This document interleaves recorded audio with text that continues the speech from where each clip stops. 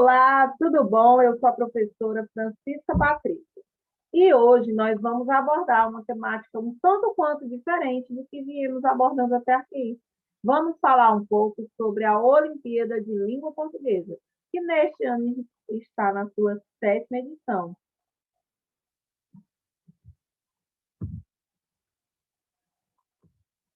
Mas o que é a Olimpíada de Língua Portuguesa? Resumidamente, a Olimpíada de Língua Portuguesa ela veio para reconhecer o seu trabalho, professor, e o seu trabalho e empenho, aluno, do quinto ano do ensino fundamental à terceira série do ensino médio de escolas públicas de todo o Brasil.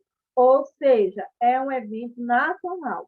Como eu já mencionei, o concurso está em sua sétima edição e é uma iniciativa do Itaú Social, coordenado pela equipe técnica da SEMPEC. As inscrições elas foram encerradas em maio e ao longo desses meses nós vamos desenvolver essas atividades e nos prepararmos para concorrermos nessa Olimpíada tão significante e importante. A cidade de Picos está inscrita e eu tenho certeza que você, aluno, certamente estará entre os classificados. Quem pode participar? Professores de língua portuguesa e alunos do quinto ano do ensino fundamental à terceira série do ensino médio de escolas públicas.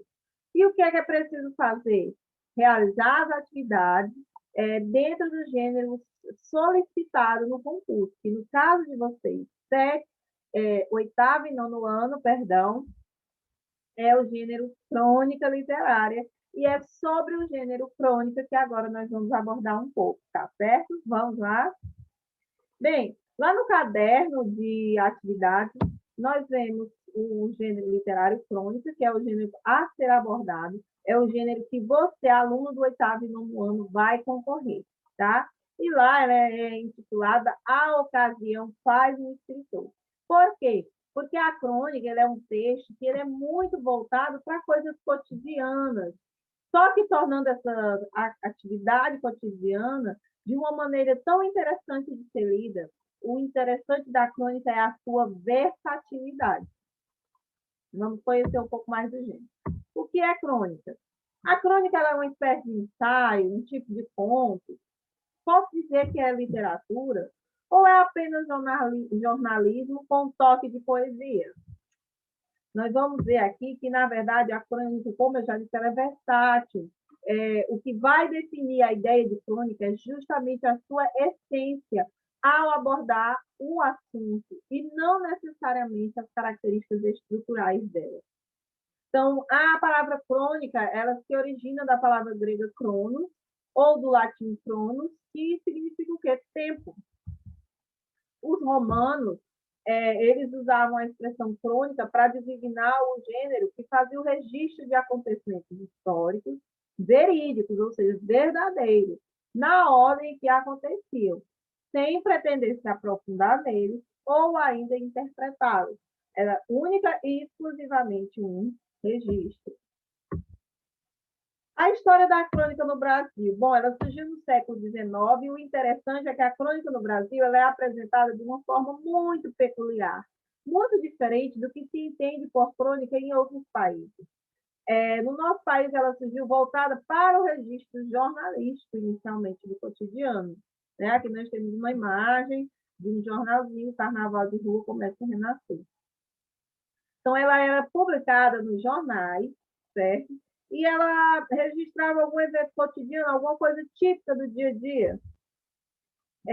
O registro ele se dava ora de maneira literária, ora de maneira mais jornalística, dos fatos corriqueiros, comuns, coisas muitas vezes que poderiam passar despercebidas, mas para o olhar do escritor, não. Interessante que as crônicas elas eram dirigidas às mulheres, e elas vinham em forma de folhetim. Sabe aquela série que você gosta de assistir hoje? Que você tem os episódios? Naquela época, no século XIX, os folhetins eram como as séries. Era como se fosse cada capítulo daquela série. A diferença é que a crônica era uma história iniciada, acabada, naquele enredo, ela não dava continuidade em outros folhetins. No próximo folhetim é como se fosse um novo episódio, certo? E vinha na parte inferior do jornal. É tipo a série, não sei se vocês assistem, Black Mirror, que dava para você assistir os episódios independentes, um independente do outro.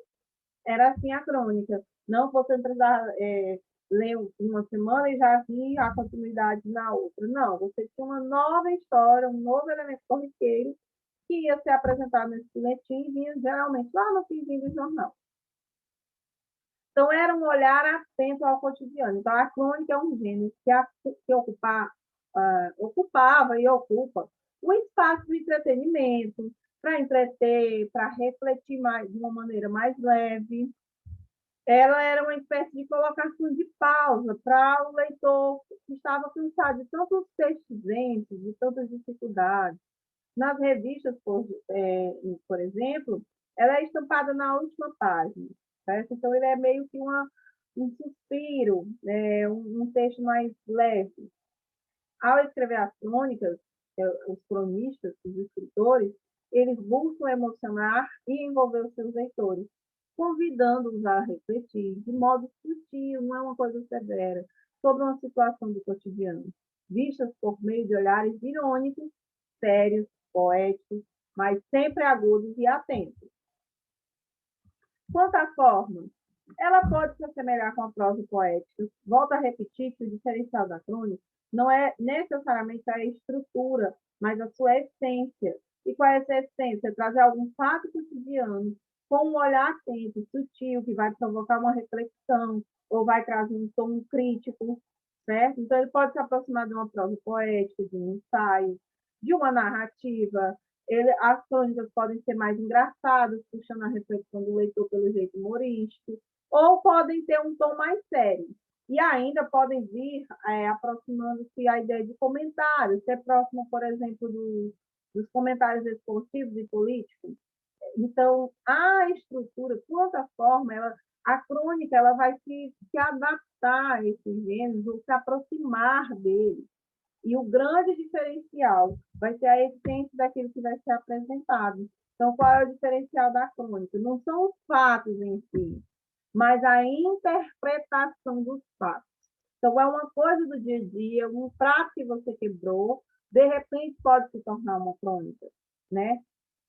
As coisas do seu bairro, as coisas no lugar onde você mora, pode tornar-se uma crônica. O que você vê no seu cotidiano, aquela rua de fofoqueiros, pode se tornar uma crônica. Por quê? Porque não é o fato em si, é a interpretação que vai ser dada ao fato. Então, eles vão retratar situações humanas atemporais, situações humanas que sempre ocorreram em qualquer década, século. Então, os temas podem ser questões éticas, relacionamento humano, relação entre grupos econômicos, sociais ou políticos. Então, a temática é diversificada. Então, em geral, na crônica, a narração capta um momento, ou seja, você vai pegar um momento, um flagrante do seu dia a dia. O desfecho, embora possa ser conclusivo, nem sempre representa, ou seja, a forma como essa narrativa termina, nem sempre vai ser uma resolução do problema que é apresentado. Isso aí vai depender da imaginação do leitor, que vai estimular o leitor a tirar suas próprias conclusões.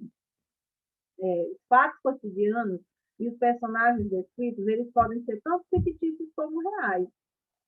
Embora não se deve esperar da crônica um texto objetivo, como um jornal ou de uma reportagem.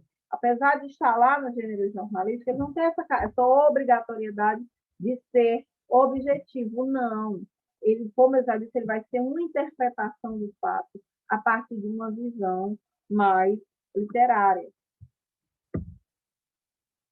Vamos ler aqui uma crônica, tá?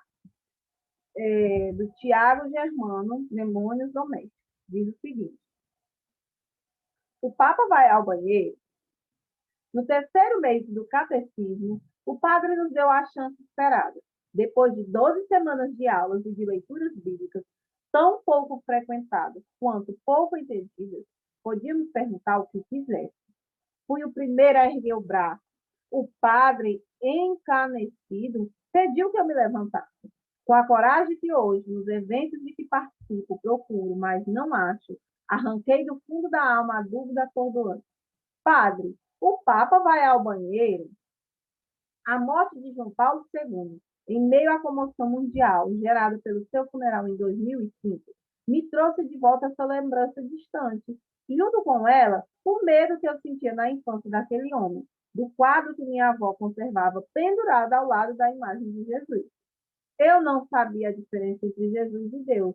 Minha avó tentou me explicar que Jesus não era Deus, mas que também podia ser. Que foi humano por 33 anos, mas que depois que morreu virou uma pomba. Nesse dia, descobri que o Papa tinha um Papa móvel, o que fazia dele quase um herói de história em quadrinhos. E que, se o Papa comia, ele também tinha que ir obrigatoriamente ao banheiro. A minha avó só não conseguiu me esclarecer porque João Paulo II lia os discursos tão devagar, como se não tivesse passado da alfabetização. Ele que, segundo ela, era um dos homens mais inteligentes do mundo. Sabia todas as línguas faladas por todos os povos. Na verdade, continuei com um medo brutal do Papa. Todos choravam quando se aproximavam dele. Nunca imaginei, por exemplo, o Papa jovem. Até que vi uma foto dele um pouco mais novo do que eu era naquela época. Careca, como sempre, branco, como sempre, mas humano, sem a aura de santidade que tanto me assombrava. Décadas depois, quando vi ali, morto, estendido aos olhos da multidão, compreendi que a humanidade do Papa estava muito além das minhas cogitações infantis. Ainda hoje, me pego imaginando o Papa no banheiro, as vestes santas despidas do corpo enorme, e rio o riso proibido do catecismo. A última imagem que guardei do Papa João Paulo II, o único e verdadeiro Papa da minha geração, é a de sua dor, que o igualava a cada ser humano neste planeta. Uma dor como a de Jesus, que era humano, mas que também era Deus. E que talvez fosse ao banheiro, mas só de vez em quando. Observe, gente, nessa crônica, nós temos um texto narrativo que tem poucos personagens, é uma das características da crônica, você não vai ter muitos personagens. É um único ato, um único fato que é interpretado sobre um viés interessante a ser lido. Olha, o Papa vai ao banheiro, isso era uma curiosidade de criança que foi transformada numa crônica, entenderam? Então, foi um fato que ocorreu naquele período em que o Papa morreu.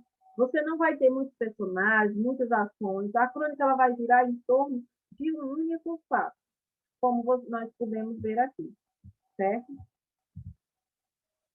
Que sentimento essa crônica lhe causou? O que foi que você sentiu? Medo, emoção? Deu vontade de sorrir? Qual o sentimento a crônica trouxe a você? Ora, ao final da leitura, alguma coisa você deve ter achado.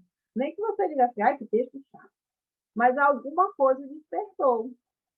Observe que na crônica que nós vemos era um fato tão comum, ir ou não ir ao banheiro, e é essa a beleza da crônica, transformar coisas comuns em interpretações que vão além do tempo, que vão ser compreendidas em qualquer época. Bem, esse é um vídeo apenas introdutório e no próximo vídeo nós abordaremos mais detalhes sobre o gênero crônica. Não se preocupe, juntos conseguiremos e temos certeza que teremos uma crônica do município de Picos concorrendo nessas Olimpíadas, porque eu confio no seu potencial. E depois dessa pandemia, com tanto tempo em casa, eu tenho certeza que vocês devem ter algum fato do dia a dia de vocês que, quem sabe, não pode se tornar uma crônica aí em relação ao lugar onde vocês vivem, às pessoas ao redor de vocês. Tenho certeza que vão ser ótimas crônicas. Bem, nos vemos no nosso próximo vídeo e até lá!